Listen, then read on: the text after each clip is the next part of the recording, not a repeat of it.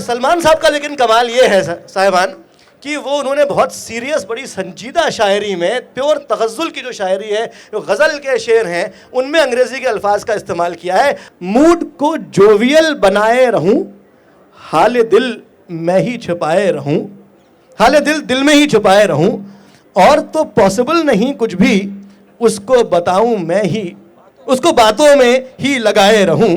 वो नहीं आएगा आई अंडरस्टैंड, वो नहीं आएगा आई अंडरस्टैंड, फिर भी कुछ देर घर सजाए रहूं। रात उसके डिपार्चर की है, रात उसके डिपार्चर की है, लैंप यादों के सब जलाए रहूं। डीप इनसाइड, डीप इनसाइड वो खटकता है, राज ऊपर से जो भुलाए रहूं। अब आप देखिए इसमें कहीं भी वजन की कोई कमी नहीं है, सीरियस शायरी है, तगज़्ज़ुल की शायरी है, प्योर गज़ल के अशार हैं।